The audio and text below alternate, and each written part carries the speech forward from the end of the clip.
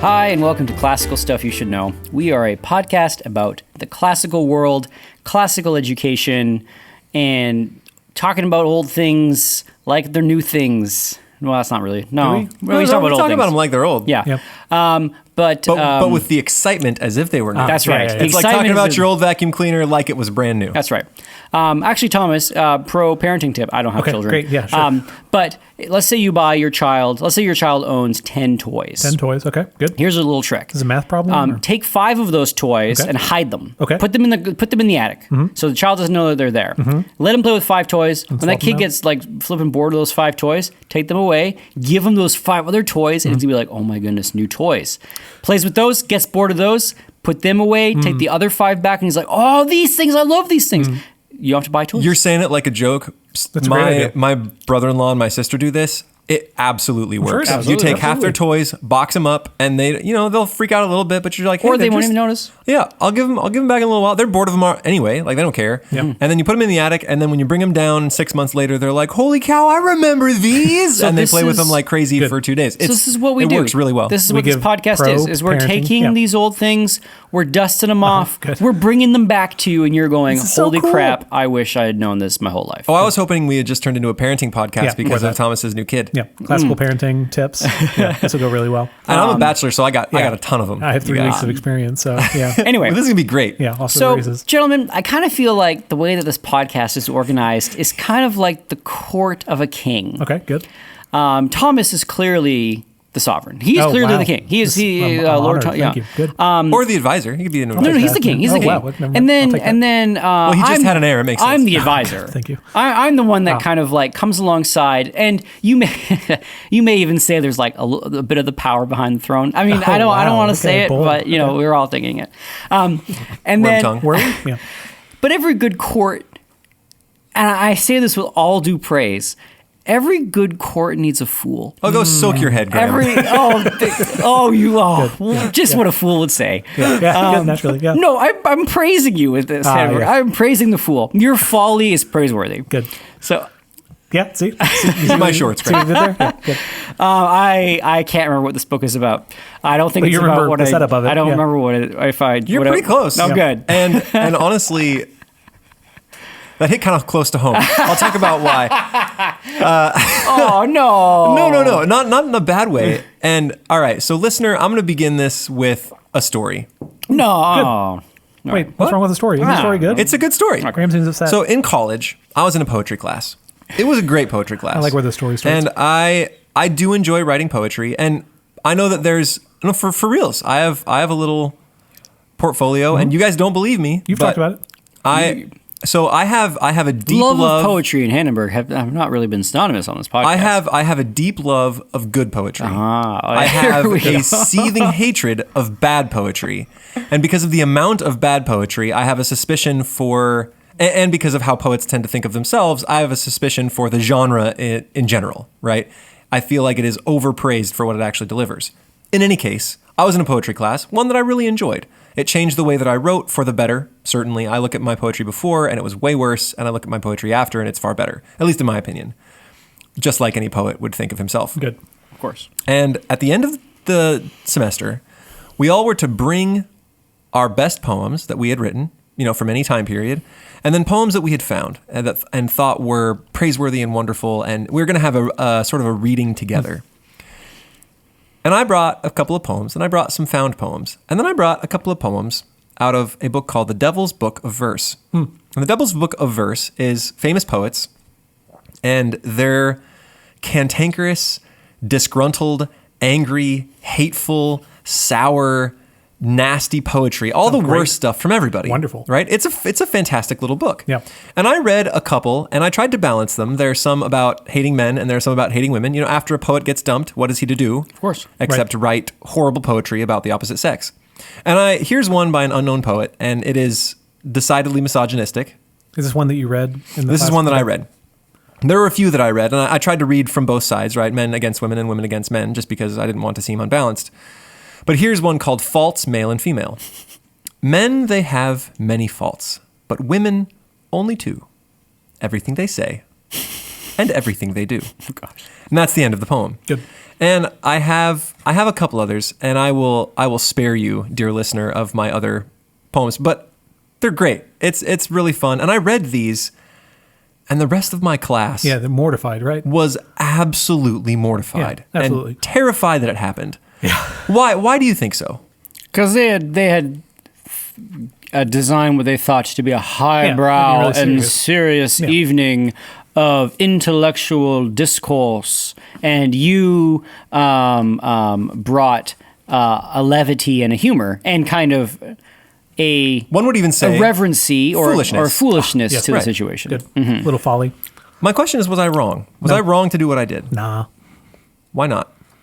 Well, were they like full of themselves? Were they a little Yes. pompous Yeah, in their poetry night? Oh, absolutely. Of course they were. Yeah. Okay. Yeah. Well, then yes. Then it's Poets there's gathered together to read to each other. It is Sure. always Okay, a pompous fine. occasion. Then there's a little bit of a humanizing aspect to bringing in to sort of pointing out how kind of silly we are. Yeah. Not that we do this on the podcast. Everything is. I mean, we are Very serious. We're dead serious Yeah, every absolutely. time. Every time. Yeah.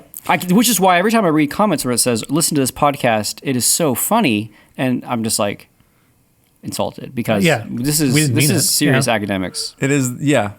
So. Everything we say is just dripping honey of intelligence. Yeah. And, So, I mean- and solemn wisdom. Yeah. But I guess we can't control the tastes of others.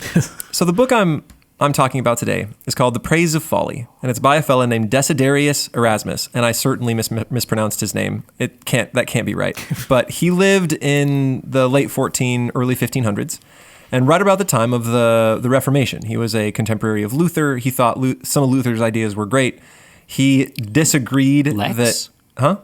Lex Luthor. Lex Luthor, huge fan of the Superman series. Yeah, hated Superman. Oh my goodness. That's the Reformation. Yeah. Reformation was Where- getting rid of the old. No friggin' aliens. Yeah, exactly. There's a parallel. No, there's Parallel got to be. universe. Superman Yeah. is like the Catholic Church, and oh oh my my gosh. goodness. Okay, All right, well, next time talk. on class. Yeah, Next episode, time on yeah. classical stuff, we talk Superman. Good. Anyway, he thought that Luther's idea that everything was predestined was kind of silly, and he was all for free will, and he thought that the church needed to be reformed from the inside rather than separated from. He said, yes, you've gotten rid of all these traditions, but maybe we don't say the prayers by rote anymore, but we're not praying either once we're Protestants, right? I see Protestants and not a lot of them are praying. So, you've sort of thrown the baby out with the bathwater. So he had all these ideas and he wrote some stuff.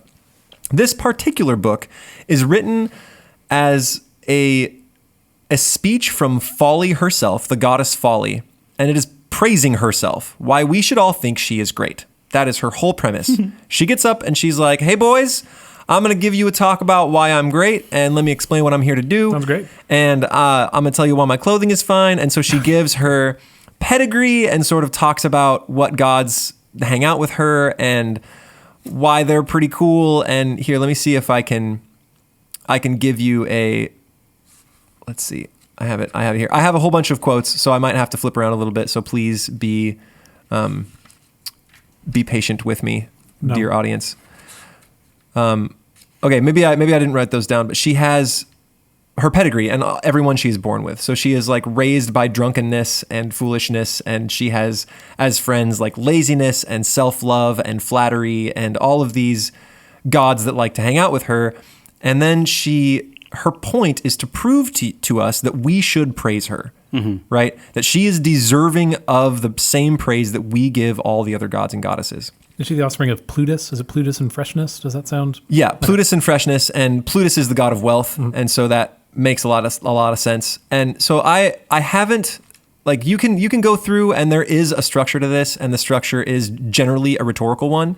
There's an exordium, there's a narratio, there's a partitio, and for those who aren't steeped in the rhetorical process, you can go back and listen to a podcast we had previously about putting together a rhetorical argument, but basically, it's all organized. It's like a big organized essay about why she's great, and there isn't really a thread of narrative. It's just she touches on a whole bunch of little things. So I'm going to touch on a few of those as we move through the book today. Is it actually funny? Like, did you? Yeah, like it? there's some funny stuff Good. in here, It's and the funny. writing is pretty silly. And the reason that I think that this is a a big question and why your sort of jabs hit a little close to home is because I'm sorry. No. This is sort of a big personal question for me. What place has folly in the Christian life, in the academic life, and in the life of a wise man? Where should folly fall in? Should all folly be thrown out completely? Is there any place for a man to be a little silly? Is there any place for silliness in the human life? Right? There are verses in the Bible, right? There should be no silly talk or coarse jesting. How far does that stretch? Should the Christian ever be silly? Yeah. What marks a grown man, right? Where does a man become dignified? When they're dour seriousness. Yeah, is there any place in dignity the only way we for should be. Good. a little foolishness, right? And so this is a great question, partially because I definitely fall on one side of this coin. I think that You're not that dour. foolishness. Thank you. I think that foolishness definitely has a place in the Christian life, and it's something I've been thinking a lot about lately. Is how far is too far, and where does it land, and what does it bring to the human life? And so I'm gonna sort of drop you guys a couple of topics, and then ask you what place, if any, does folly have in these topics? Oh, Magby style. Yeah, and I'm gonna jump in with a fun little quote that it's not really a question. This isn't a topic we have to stick on, but it's just kind of a jab at scholars. Good. And so she's talking and she's dropping in some Greek words. She makes a sort of a pun on the word philosopher. She calls it foolosophy. Good. And she says it is. Oh, no. sick burn. Yeah, kabam. She Got says, it has seemed well, you note, to imitate the rhetoricians of our time, who believe themselves absolutely to be gods if they can show themselves bilingual, like a horse leech, and account it a famous feat. I don't know what a horse leech is. Listeners, if you do, let us know. I don't know. So, and account it a famous feat if they can weave a few Greekish words like inlay work ever and anon into their Latin orations, So good. even if at the moment there's no place for them. Then, if they want exotic touches, they dig 4 or 5 obsolete words out of decaying manuscripts, by which they spread darkness over the reader, with the idea, I warrant you, that those who understand will be vastly pleased with themselves, and those who do not understand will admire the more, and all the more the less they understand. The fact is that there is a rather elegant species of enjoyment among our sect to fall into special love with that which is specially imported. Some who are a little more ambitious laugh and applaud, and, by example of the ass, shake their ears, so that in the eyes of the rest they will seem to comprehend. Quite so, quite so. Now I go back to my outline. So it's a little aside. She's like, I'm using foreign words, but so do rhetoricians when they want to seem impressive, and anyone who understands is like, oh, indeed, yes, I understand Greek. And then all those who don't are like, oh, they're flipping genius. Yeah, I think Folly's spot on with that one. Yep, I don't think she's wrong. Yeah. And then, I feel personally attacked. No, I was kidding. okay, so here I found. I do feel somewhat personally attacked because my next episode is going to be 4 or 5 obsolete words, whatever the phrase she just used. So that is literally my next episode. So. Doesn't that hurt a little bit? Any of you who have written books and tossed a little bit of Latin, a little bit of Greek in there? All right, so I'm going to skip over her pedigree and her friends, and we are going to talk about marriage. What place do you think folly has in marriage? Is it necessary for marriage? Yeah. I mean, there's a certain lightheartedness. Like, I don't know. I'm just having trouble with the word folly, I guess. So a lightness, there's a levity that you should bring. Like a marriage that's just dour and serious all the time sounds very boring. Or like Macbeth and Lady Macbeth, like just the power couple, the power-hungry couple. Yeah. And then there's not really a point to the marriage other than power. And you don't, the marriage itself is like a secondary good, and then that makes it less pleasant. Does it help love to grow? Or does it help, does it If you're in help- it for marriage, or if you're in it for power. No. Does folly help the relationship? Like, is there a healthiness to it? Does it do anything healthy in the marriage relationship? I kind of feel like yes. Because it's a disarming thing, right? Like folly kind of either disarms yourself if you're self-depreciating, but it's also we kind of talked about this with our sarcasm podcast and our satire podcast. Folly kind of is playing that same instrument, or is doing a similar kind of thing. I don't know. But so then I'm thinking, but there's a possibility of excess of folly also. Sure. And Yeah. Marriage is a place for serious conversation but there, it should be balanced in some way. So I guess both are necessary. All right, so this comes right after a discussion of the act of conceiving a child and how absolutely ridiculous that is, and how if anyone wishes to become a father, he'll have to engage in some sort of folly and silliness.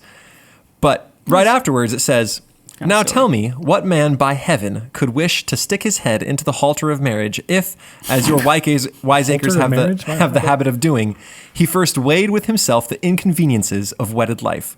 Or what woman would ever admit her husband to her person if she had heard or thought about the dangerous pains of childbirth and the irksomeness of bringing up a child? But since you owe your existence to the marriage bed, and marriage is owing to Anoia, a servant of mine, you can see how vastly indebted you are to me. Then too would a woman who has gone through all this wish to make a second venture if the power and influence of my Lethe did not attend her. And in spite of what Lucretius claims, Venus herself would not deny that without the addition of my presence, her strength would be enfeebled and ineffectual. So it is that from this brisk and silly little game of mine come forth the haughty philosophers, to whose places those are vulgarly called monks have now succeeded, and kings in their scarlet, pious priests, and triply most holy popes. Also, finally, that assembly of the gods of poets, so numerous that Olympus, spacious as it is, can hardly accommodate the crowd."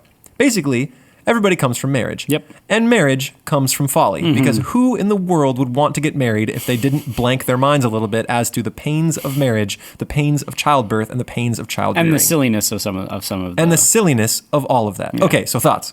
Yeah, I mean, it's yes, it's cute. Yes. I guess, I mean, I did not. So we're raising a child now. And so I guess we've been very blessed to have many parents to sign up to bring us meals, to bring us like dinner during these first few weeks of having a child. And so, moms will come over and they bring food, and every one of them says something to the effect of like, you will forget how painful that experience was. Like all you will remember is how much you love that child. And like all you'll remember is like that moment with the child. And that's what, when Folly is referencing Anoia, she's referencing forgetfulness, right? Like you have to be able to forget the pain, the hard stuff, to be able to enjoy any of it. Especially to have a second child. Sure, you got to forget all the potty training. Mm-hmm. You got to forget all the diapers, all the sleepless nights, all the everything. So I get, yeah. So foolishness and folly, I can interchange those? Like, yeah. Okay. So I guess there's a foolishness in it. Like falling in love is just a foolish thing. Like I remember one pastor saying that he would always ask the grooms if they're ready or if they're scared before getting married. And he said 90% of them say, "Nah, man, I'm totally pumped. This is great." And he was standing there thinking like, they have no Are idea. you insane? Right. Like Yep. you should be terrified. Right. This is one of the greatest commitments you're ever making. And if you are jumping into this thinking, yeah, it's going to be great. Like, Because that's their folly talking. it's right their there. folly talking, right? They are not thinking because you need that. You need that folly. You do. I don't know why I'm jumping from marriage to starting businesses, but it's the same. Like when you start a business, if you were to look at the rate of businesses that fail, like, whatever. Oh man, you're jumping ahead. Oh, am I? Sorry. Oh no, that's totally okay. But it's like- I was going to say Thomas Magby romantic. Oh, thanks. It's like starting a business. Oh, yeah, exactly. Yeah, thanks. I appreciate it. Good. But like, if someone were to just look at the numbers and say, like, will my business make it? By numbers, you should say no. There's like no chance of me making it. But still, businesses are started every year. In the same, I apologize for this, but in the same with marriage, that if you were to look at the numbers, you would say, I probably shouldn't get married because this is very likely to like not go very well. But you need that optimism. You need that excitement on the front end, or else it wouldn't be a 50% divorce rate. It'd be it would be a 0% marriage rate. Yeah, that's it. Nobody Exactly. get married. No one would get married. And so you need a foolishness to ignore those things. So Folly makes the claim that because marriage and life owe their origin to her, right? Yep. No one would get married, no one would have kids unless there was some folly involved. Right. We should rightly praise her as the origin of all life. Yeah, that's fair. Cute. Okay. You get it's such I know. a derogatory It's so fun. cute. I know. No, it's just like, it's such a charming little argument. It's so nice. Okay, so this is one on the makeup of the soul. We've talked about the tripartite soul here. Tripartite, not tripartite. We made that mistake when we first talked about it. The tripartite soul. And here's a little bit on the makeup of the soul. For since by the Stoic definitions, wisdom is no other than to be governed by reason, while folly is to be moved at the whim of the passions, Jupiter to that end, obviously, that the life of mankind should not be sad and harsh, put in how much more of passions than of reason. Well, the proportions run about 1 pound to half an ounce. Besides, he imprisoned reason in a cramped corner of the head and turned over all the rest of the body to the emotions. After that, he instated two most violent tyrants, as it were, in opposition to reason. Anger, which holds the citadel of the breast, and consequently the very spring of life, the heart, and lust, which rules a broad empire lower down, even to the privy parts. How much reason is good So scandalous. Wow. How much reason is good for against these twin forces the ordinary life of men sufficiently reveals when reason, and it is all she can do, shouts out her prohibitions until she is hoarse and dictates formulas of virtue. But the passions simply bid their so-called king to go hang himself, and more brazenly roar down the opposition until the man, tired out as well, willingly yields and knuckles under. What do you think? So basically, if I'm gonna summarize, basically the Stoics say that wisdom is to be governed by reason, and folly is to be moved by the passions. Now Jupiter knew that mankind would be sad and harsh if he was all the while ruled by reason. So he jammed reason into one tiny corner of your head and then made two huge forces to make sure he stays there. And that's anger, which rules the chest, and lust, which rules pretty much everything else. And your reason can shout and shout and shout and encourage you to virtue. But those two things are like, well, you can shut your face. We're going to go do what we want to do. And that's what makes the life of man bearable. I don't know about bearable, because like there is a desire that reason would rule more of us than lust. Yeah, this is flipping Plato on his head. This is saying that, like, Plato says the health of the soul is the ordered soul where reason is ordering the appetites and the will. And she's saying, like, the king sucks. The rules are boring. We got to have a little fun. We got to let loose a little bit, and the willpower and the appetites make life a little more enjoyable. That's sort of what. So life would be boring. Life would be worth boring living if we had healthy souls. Yeah. Right. We can teach ourselves that reason should rule, but sheesh, what a drag. Yeah. That's the and that's kind of the argument. That's not I don't know if she might be right. So is this anti-classical, this book? Oh wow, there you go. I would say in a lot of ways, yes. Yeah. She is trying to turn a lot of philosophy on its head, and a lot of what's terrifying about this, and this is the question that we'll like, you can think about this as we move on, because I want to address it at the end, but we encourage our students to a certain kind of end.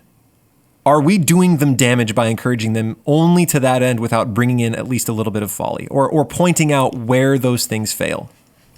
I don't know if where they fail. I don't.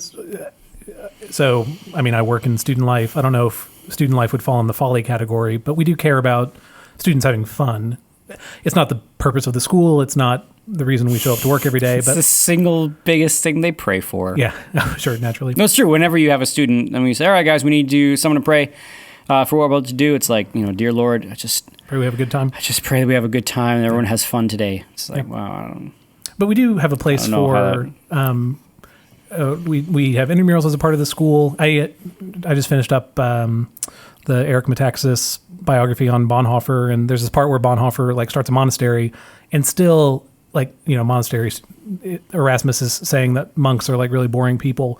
He still had every day ended with some form of game, some form of competition. So even in a monastery where things are supposed to be like the most severe, there's space for foolishness, for fun, for monastic game night. Isn't that great? So every night, these 12 guys who live together would do something like that. Well, it's like there's how many Bible verses they can remember. There's this really great movie called Into Great Silence, and it's completely silent. The movie doesn't have any talking, and it is a filmmaker was allowed to film the Carthusians in Chartreuse. Yeah. So these are these are monks that take in vows of silence, and they live in quiet.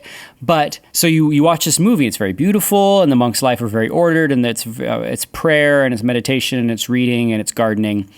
But at the end of the movie, the last thing is that there was a heavy snowfall, and all of the monks go sledding in their big white robes, and they're kicking and laughing like children as they go down the hill, laughing and sledding. And there's just, so it's kind of, I don't know if that's folly or if that's rightly ordered affections. Right. It feels like Erasmus is conflating. No, because I feel like you need to read. If you read Erasmus and stick it to your well-ordered soul, you kind of have to do that every once in a while. But don't actually believe that you should have that revolution. Yeah. Where the appetites take over the. Does that make sense? Yes, but so Give me the three. So it's reason and lust, and what's the third one? I'm forgetting. Anger. Okay, so a classical image is that there's a chariot, and the chariot is so the person who is like on the chariot itself is reason, but reason is pulled by those two, anger and lust. It's like so reason is in control, but what is pulling reason are those emotional forces. So I'm agreeing with Folly in the sense of if someone were to only live a reasoned life and only live an intellectual life, that is an insufficient life. Like there should be, and lust is not the right word for it, but most people who are not like called to a life of singleness should have some form of attraction. You know what I mean? Like they should be. Well, lust is just, it's a dirtier word for appetites. The people should have appetites is what I'm saying. Yeah. And in the same way, anger might not be the right word, but people should get worked up about stuff. Passion. So people should have passion and they should have attraction. And those should be controlled by reason, but you should still have them. That's how I'm trying to. And I think what bring this all Folly is together. trying to say is that the sages overweight wisdom and reason to the detriment of these other two, when in fact these other two are doing in your picture the majority of the work, right? They're pulling the freaking chariot. Exactly. Yeah, I agree with that. Okay, next topic is Graham is in friendship. thought. Do you agree? No, Oh, it's sorry. just it is. I think it's a counterbalance that you need to read, but if you take it as sort of marching order to the soul's revolution. So like if you agree that the well-ordered soul is where reason orders the will and orders the appetites, and that is where human flourishing and happiness comes from, and you really do believe that, and that really is something that, let's say you have the well-ordered soul, and that does make you happy and content in life. And then you read Praise of Folly, you can kind of chuckle because he's saying things that are funny and true, and it is kind of foolish to get married, and this is kind of the way that the world kind of works. But if you read this book and you say, oh my goodness, all of this stuff of the well-ordered soul where reason is, that is stuffy and boring. Like, we do need to throw off the dusty old rags of the past and move into this world of kind of like what we talked about with William Blake, right? Like where mankind's happiness is by seeking after that which makes them feel alive. And what makes you feel more alive than engaging in these appetites and whatnot? So it's one of these. Yeah, it's kind of like the good man reads this and is delighted. The depraved man reads this and sees it as something that gives him license. That's sort of good. my. Okay, fair enough. All right, next topic, friendship. Where does folly come into play in friendship? Nowhere. Yeah. It's all serious all the time. We're all monks all the time. Mm-hmm. Yeah. We just help each other in our reading and our thoughts. And so you say sarcastically, but where does it actually come in? No. Any thoughts? Where is folly absolutely necessary to the survival of friendship? It's more fun to be around people that are funny. I don't know. It's more fun to be around people that are a little foolish, or that it also points out your foibles or points out your faults that can be used to like help with the improvement and sanctification. Oh, that's interesting. So you think folly is necessary because they are willing to point out your faults, but they're also willing to put up with them. you have to overlook them. You have to be forgetful of those faults. Yes. I'm trying to think of like an example. Oh man, how'd you guys get here? So pause. Okay. You kind of nailed it. Good job, fellas. Really? So listen to this. This is a little bit of a longer passage. It's just I'm a great friend. Oh, good. Good. All right, so this comes right after a section on drinking and how drinking parties would be an absolute drag if everyone was just sitting there being a wise man. It's true. You need someone that's a bit of a goof, a bit of a, you need a weird guy to do some silliness and play dice and have some fun if you're ever going to have a little bit of fun in life. This comes right after. Yet there are others, perhaps, who do not care for this department of pleasure either. That would be drinking games and drinking parties. But find satisfaction in the love and familiar society of friends, letting it be known that friendship uniquely deserves to be preferred above all else, as being so necessary a thing that not air, fire, or water is more so, and so delightful that he who would take it from the world would take the sun from the sky, and lastly, so honorable, as if honor had something to do with the subject, that the philosophers themselves have not hesitated to name it among the greatest goods. And that's true. Philosophers in general would sometimes put friendly relationships over even marriage relationships. Yep. But what if I demonstrate that I am both the stem and the stern of this admired good also? And I shall not demonstrate it by ambiguous syllogisms, sorites, horn dilemmas, or any other sophisticated subtleties of that sort, but by crude common sense, as the phrase is, I shall point it out as plainly as if with my finger. Go to, conniving at your friends' vices, passing them over, being blind to them and deceived by them, even loving and admiring your friends' egregious faults as if they were virtues. Does this not seem pretty close to folly? Think a moment of the fellow who kisses the mole on his mistress's neck. Ugh. Or of the other who is delighted by the growth on his little lady's nose.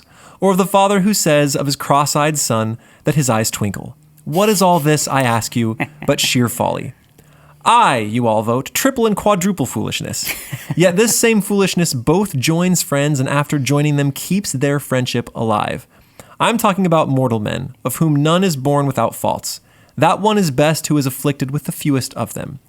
And then a little later, since then the nature of man is such that one can discover no constitution which is not liable to great faults, and add to this all the great diversity of ages and of education, all the slips, all the mistakes, all the accidents of mortal life, how can the pleasure of friendship subsist for an hour between those Arguses? Argus was a Greek fellow who had eyes all over his body. Unless it is attended by that which the Greeks so aptly call Greek words, which you may translate either as folly or as easygoing ways. Basically, if you got a wise man, he can see all the faults in his friends. How can friendship survive unless there's a little bit of folly looking over all those faults? And I say this partially because you guys are familiar with mine. I have practiced them upon you, for certain. How could we yet be friends unless you looked over some of my faults that I know are clearly there and could name to you? Maybe there's a golden mean to folly. Like, if we were completely, if we were like, AJ, as your friend, all I care about is your betterment as a man. Every time you do something silly or whatever, or your faults, I point them out, I sit them down, and we have like a big old heart-to-heart. Eventually you're going to be like, oh, Donaldson's like stick in the mud. Right. But if I was, but then there's, so that's too much. Whoa, something just exploded near the school maybe or something? Yeah, that's fun. Something fell on the ground? Sounds bad. Folly. Folly indeed. But, so yeah, on the one hand, like, so if, too much folly or too much seriousness, but if you are completely a fool, completely an idiot, well, then I'm trying to think, you're kind of like, you know, one of the Dostoevsky characters or those sort of, or the Marmalade off in Crime and Punishment, or you are sort of, you're completely hopeless, and everyone, I don't know. I feel like there's like a golden mean where you need to have a little bit of an easygoing nature, so that you give your friends a pass, but you're not so uncaring or you're not so like easygoing that you completely let everything slide. Sure. So, but when Aristotle is talking about what makes for a good friendship, he'll only talk about virtue. He'll only talk about like the individual excellence of the members of that friendship. He won't talk about having to overlook stuff. And Folly says there's no one that has that sole virtue. Right. No one is that good. Yeah. So to have and maintain a friendship, you need to overlook faults.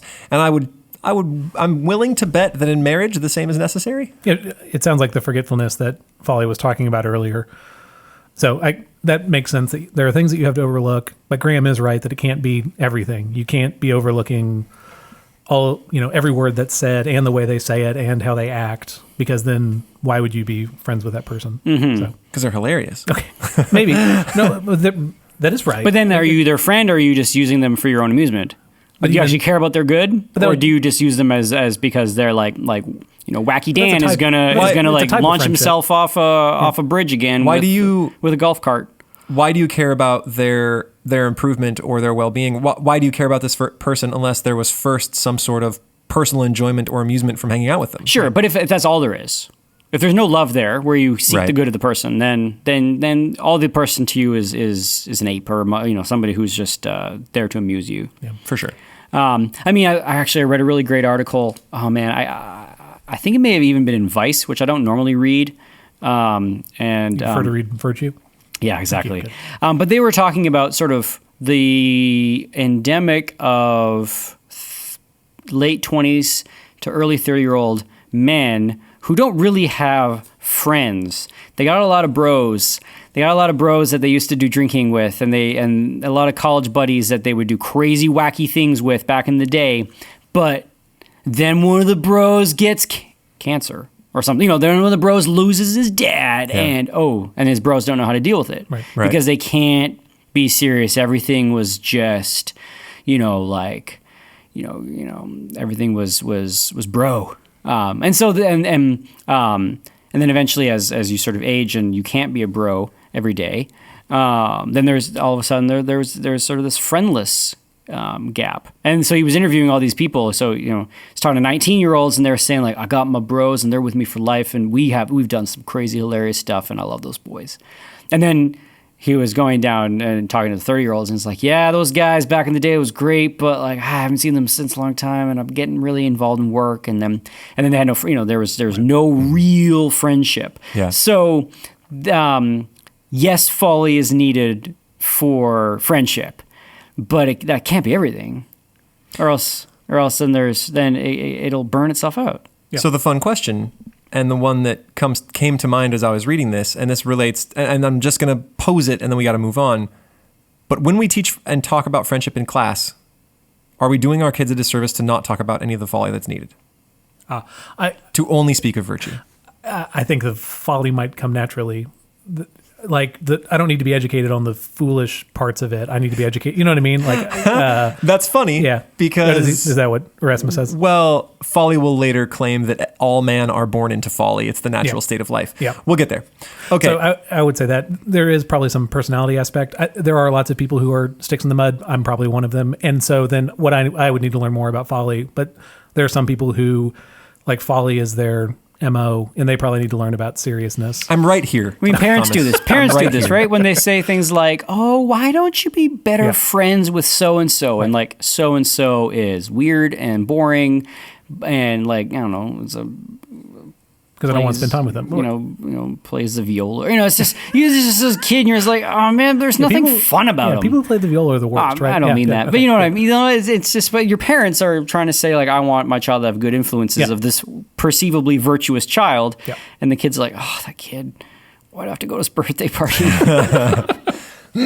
Okay, the next part is about philosophers. And there's a long section on philosophers and how completely useless they are. Great. So I'm going to give you a little taste from a couple different spots in the book. Just to be clear, Erasmus is doing a work of philosophy anyway. Yeah, okay, there is definitely some tongue-in-cheek here. Great. He's got his tongue firmly planted there. Yeah. But I'll give you a little taste, then we can talk about philosophers. How ineffective these philosophers are for the work of real life, the one and only Socrates himself, who was judged wisest by, not the wisest, Oracle of Apollo, will serve for proof.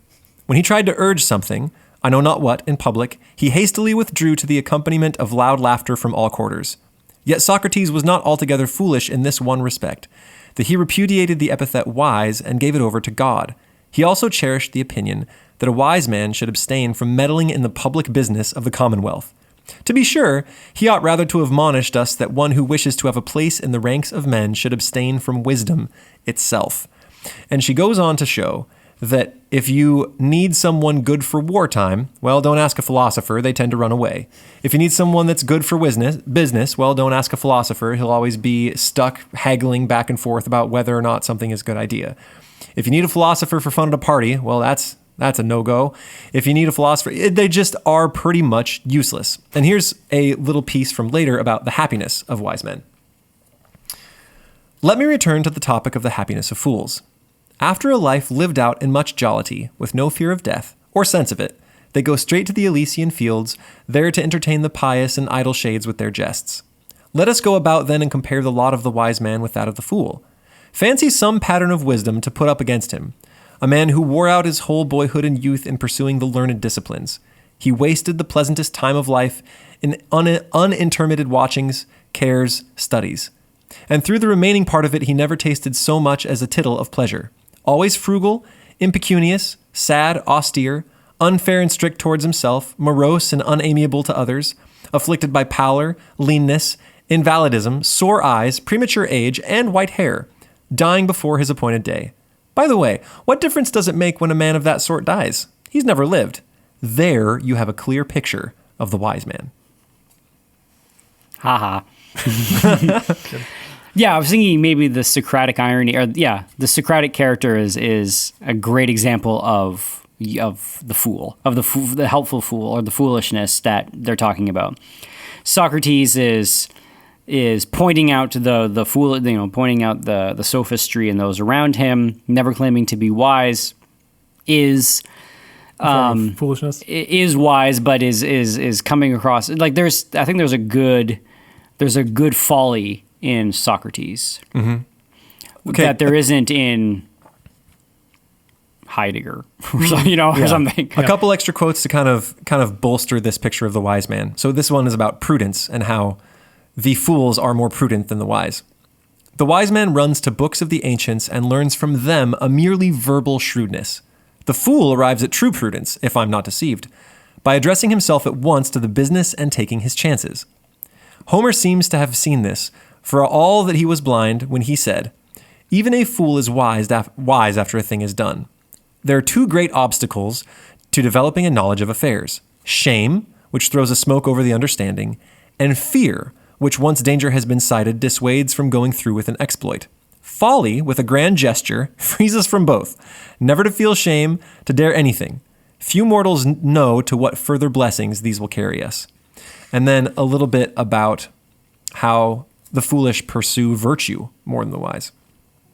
Indeed, we distinguish a wise man from a fool by this, that reason governs the one and passion the other, right? Wise are governed by reason, foolish are governed by passion. Thus the Stoics take away from the wise man all perturbations of the soul, as so many diseases. Yet these passions not only discharge the office of mentor and guide to such as are pressing toward the gate of wisdom, but they also assist in every exercise of virtue as spurs and goads, persuaders, as it were, to well-doing. All right, do you have a more full picture of what Folly is getting at here? That the wise man likes to look at old books before jumping into something where the fool is just like, let's go. And if he screws up, he's like, I don't care, let's keep going. And eventually he'll get the thing done. And on top of that, the fool is going to be pushed towards virtue and wisdom by all of his passion. Whereas the wise, if they are only ruled by reason, won't be pushed towards anything at all, right? If you pull all the passions out of somebody, they're not going to go anywhere. So even the fool is more pushed towards virtue than the wise man. And this is reminiscent a little bit of Aristotle, who says, like, you can know what it is to be wise, but yet not be, or know what it is to be virtuous and yet not be virtuous, right? There's a difference between knowing and doing. And the point here that Folly is making is that doing needs some folly.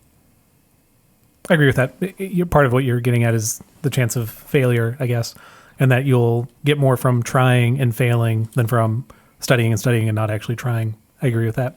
Maybe the discomfort or the pushback is that Erasmus is setting up kind of a false dichotomy between an active foolishness and an inactive wisdom, and that there's somewhere in between those where the three of us want to be and where we want to point students to also, that there is a way to be both wise and active. But I think I would agree with Erasmus that the tendency is that people who seek wisdom would tend toward inactivity, and those who tend toward activity would tend toward being unstudious. And they're going to live a full life and then eventually have wisdom at the end of it and have lived a full life, rather than studying all their life, having wisdom at the end and I just wonder if that's another personality difference of, I think some people are in fact pleased by study, and there's nothing, like, they get what they want in study. So when Aristotle has two visions of the good life, and one of them is like literally just sitting around and reading philosophy all day, and the other one is politics, he proposes both of those as the good life, like, separately. Like, I think those are two separate good lives for two different groups of people. And so the same with Erasmus. Well, Erasmus was a scholar. Yeah, there's a little bit of tongue in cheek here because he spent his life in scholarship. Yeah, but also I don't know his personal life. Was he like a Chaucer that was out like living a full life? No. He was even a monk for a little while. Okay. Yeah. So when he makes fun of monks, there's a little bit of fun of himself. Yeah. But there's also, we see even in people that have psychological conditions. So I think there was one where someone for whom they have like too much reason and not enough in touch with emotions, their ability to make decisions goes away because everything is weighed back and forth, and everything is, you want to make the best decision. and eventually at some point you need a little bit of the like meh, just to like whatever, and then take a choice. Right. You know, if you think about like, okay, if I go down these steps, should I take like, should I go two at a time? Should I go like my left foot first, my right foot first? So it's like the siren song of optimization, right? If you want to optimize every experience and you use your logic and your reason to really say like, how would this experience be absolutely optimized? And then you don't really get into, you don't really just sort of do it and play it and do whatever the thing is. I remember when I was a kid, and more complicated video games came out where you could have branching choices that if you made a choice, it would sort of change the nature of the game. This was a pretty like big thing that happened in video games, like basically when I was like in my late teens and early 20s, right? Like these really elaborate stories where if you do X, then all of a sudden the game is really different. Because in Mario, you were always going to save the princess. Exactly. Or die. You got to go from left to right and not fall down the hole. Not get eaten by a mushroom. Yeah. And I remember that kind of, I would get this paralysis of wanting to optimize or wanting to do the best or try to figure out the best way to do it, to the point where I was like, well, I would read on, you know, this was even... You'd Google good ending. Or you try to like, you know, figure out what the best thing was. And it would kind of also suck the fun out of it because you weren't just sort of like going and doing. You really wanted to make sure you weren't missing anything good or you had the optimal experience. Yeah, choice paralysis. Exactly. Yep. And then you're... so I think there's... I remember experiencing that when I was a kid, and it actually kind of made me stop playing games. Like I don't really play very many games at all because of that thing. I just get into them like, this is so big and it's just, ugh. And I feel like that's probably another, maybe the attitude should be I should just be a fool and I should just like go for it. Now, maybe I shouldn't be doing that in video games. Maybe you should be doing that in life. There's that if you are suffering from you know, this over analysis, then there's a little bit of a like, just go for it. That's kind of one of the things I'm looking forward to with me and Thomas and our impending farmerhood is I don't know how to like plant fruit trees and like, you know, cultivate things, and at least not in Texas. I used to do it in Canada. This is going to end in like a Little Shop of Horrors crazy man-eating plant situation. Yeah, but I'm just kind of like, I'm just going to go for it. I'm just going to like, I think lavender should go there, and I know it likes the sun and needs good drainage, so like, all right, see if it goes. As opposed to like, where would be the optimal place to plant this plant? You know, that's no way to, I guess this is what he's saying. It's like, that's no way to exist. Yeah. All right. I got to read one more quote and then I'll have a few closing comments and then you guys can try to convince me not to be so foolish. All right. This one's on teaching. It might hit a little close to home. That's my goal. So all my teachers out there listening, get excited. Get excited. But I should be most foolish myself. It's a little bit of a longer one. And worthy of the manifold laughter of Democritus, if I should go on counting forms of folly and madness among the folk. Let me turn to those who maintain among mortals an appearance of wisdom, and, as the saying is, seek for the golden bough. Among these the grammarians hold first place. Nothing could be more calamity-stricken, nothing more afflicted than this generation of men, nothing so hated of God, if I were not at hand to mitigate the pains of their wretched profession by a certain sweet infusion of madness. Basically, teachers would have it horrible if there wasn't a little bit of folly involved. For they are not only liable to the 5 curses which the Greek epigram calls attention to in Homer, but indeed to 600 curses, as being hunger-starved and dirty in their schools. I said their schools, but it were better said their knowledge factories, or their mills, or even their shambles among herds of boys. There they grow old with their labors. They are deafened by the noise. They sicken by reason of the stench and nastiness. Yet, thanks to me, they see themselves as first among men. So greatly do they please themselves when they terrify the timorous band by a menacing look and tone, right? Teacher look. Everybody knows the teacher look. Yep. When they beat the little wretches with their ferrules, rods, or straps, and when, imitating the ass in Aesop, they storm fiercely in all directions, as whim may dictate. And do you know, all the dirtiness seems sheer elegance. The stench is perfume of sweet marjoram, and the miserable servitude considered to be a kingdom. Such a one that they would not trade their tyranny for the empire of Phalaris or Dionysus. But nowadays, they are especially happy in their new illusion of being learned. Of course, they cram their pupils with utter nonsense, but good heavens, what Palamon, what Donatus, do they not scorn in comparison with themselves? I do not know by what sleight of hand they work it so well, but to the foolish mothers and addle-pated fathers of their pupils, they seem to be just what they make themselves out to be. On top of this, they have another pleasure. When one of them can drag out some worm-eaten manuscript, such a fact as the name of Anchises' mother, or some word not generally known, such as bubsequa, bovinator, or manticulator, or if one can dig up somewhere a fragment of an ancient tombstone with an inscription badly worn away, O Jupiter, what exulting then, what triumphs, what panegyrics, as if they had conquered Africa or captured Babylon. As for those stilted, insipid verses they display on all occasions, and there are those to admire them, obviously the writer believes that the soul of Virgil has transmigrated into his own breast. But the funniest sight of all is to see them admiring and praising each other, trading compliment for compliment, thus mutually scratching each other's itch. Yet if one commits a lapse in a single word and another more quick-sighted by happy chance lights on it, O Hercules! What a stir presently, what scufflings, what insults, what invectives. May I have the ill will of the whole grammatical world if I lie. Well, this is not true. I mean, what we're doing is the most important thing that can be done. And I'm a poet. And everything that gets said and everything gets learned is just critical for everything. And junior hires never smell bad. I don't know what she's talking about. They're adorable little walking flowers. Yeah. So I think the picture of y'all's classroom is different than Volley is painting in here. I think there would be much laughter and enjoyment in your classroom. Like there is a lightheartedness that you all bring to it. I think that's what AJ in your class probably surprises the students in reading ancient literature, is that it's still relevant and interesting and exciting and like fun. And so you're not there to dive into the showing them original clay tablets and translating Gilgamesh, word by word. Like you're not there for the pretentiousness that Folly is talking about there. I guess, Graham, you do make them read the opening lines of Canterbury Tales in the original language, but that's more as that literally is for Folly's sake. Like, it's to poke fun at everyone for them not being as smart.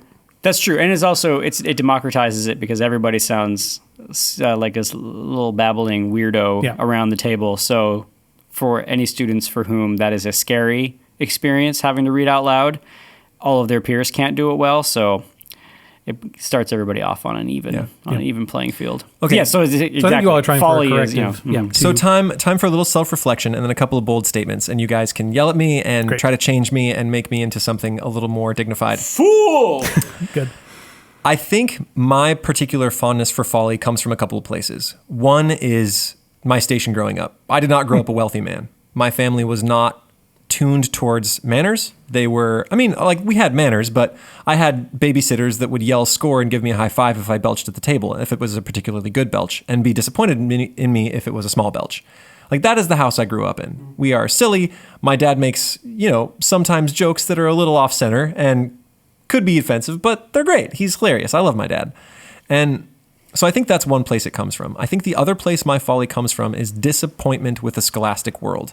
And what I mean is, having read philosophy, having read theologians, having studied it, there's a point where you realize that these are incredibly intelligent men and they don't have the answer.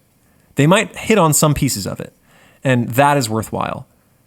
But there's a point where further study and really, pulling a book apart more isn't going to yield any more results. Right? You can only cut the animal up so many times before there isn't anything more to get out of it.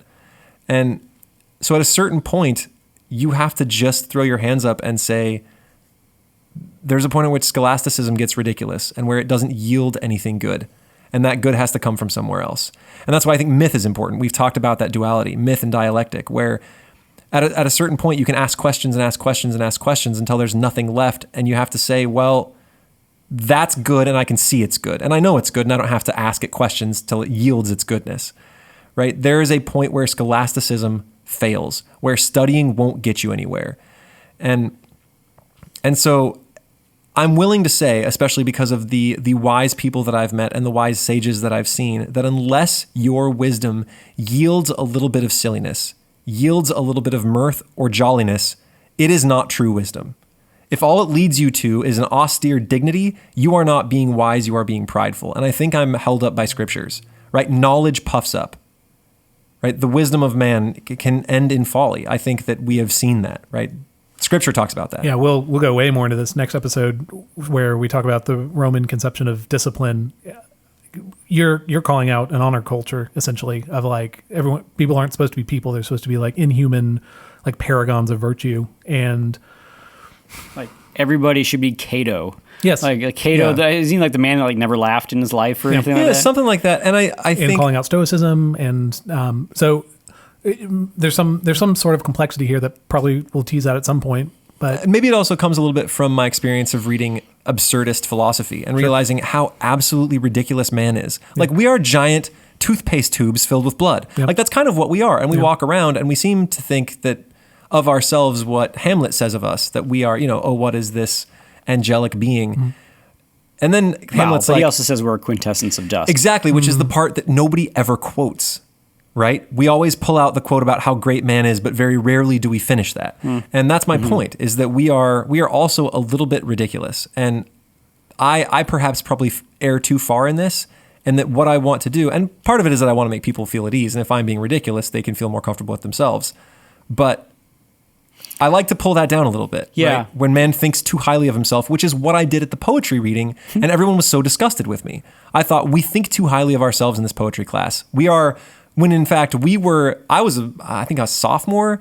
They weren't, some of them were seniors, but they're college kids. Like they're not the most applauded poets in all the land, and they should have a little bit more of a healthy view of themselves. There's wisdom into knowing when that should be done, when that shouldn't be done. I think maybe the poetry reading that should have been done, but you don't want to do that in front of somebody that should be honored. If the occasion calls, well, yes, a funeral is not the time for that. Or if someone is being someone is being held up as saying like, here is somebody that like sacrificed himself for something, like if you're talking about like the tomb of the unknown soldier, and then you're like. Well, at least I'm going to die famous, or something like that, right? Like but that's not folly. But that's the thing. That's not the appropriate time for folly, right? I held folly up as a way to reduce a false dignity, right? A college poetry student does not have the dignity that I think he feels like he has, right? But a man who has given his life for the protection of the many, that is a man that needs to be lauded. It's like a very potent medicine that would kill you. Folly and this kind of satirical ability is like a very potent medicine. You some situations call for it drastically, but the day-to-day requirements of health, you're pretty rarely going to use it. Like if you think of an apothecary's shop, the good apothecary sort of knows when to use the really potent stuff. But for most of everyday's life's problems, you don't need the potent stuff.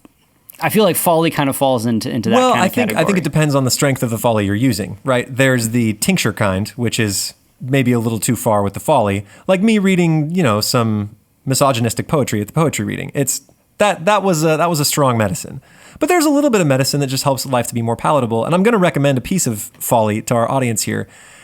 There's something I've been doing for the past 2 years that brings me a little bit of joy every day. And it's a piece of folly that has no victim, that will simply make your life a little bit more fun.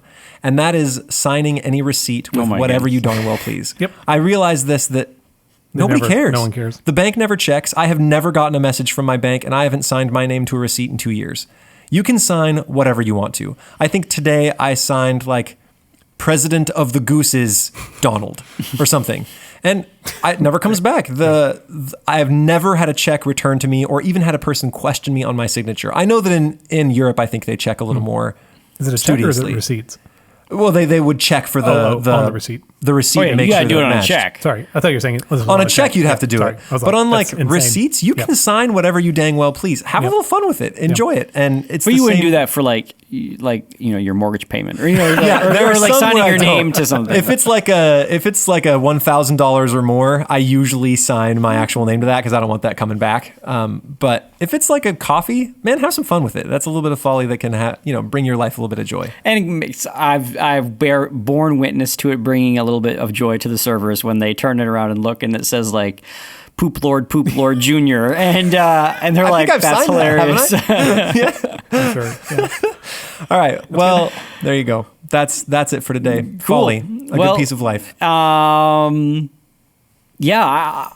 This has been classical stuff. I still think that the really interesting question is like, is this a pro-classical or an anti-classical work? And I think the very fact that it clearly is coming from the classical tradition. The man is classically educated. And it pokes fun at monks, and he's a monk. It's more than, it's 500 years old, so it must be So true. is Erasmus the thinker that eventually turned into William Blake, which eventually turned into the like do what you feel like movement? I would say no. I don't know.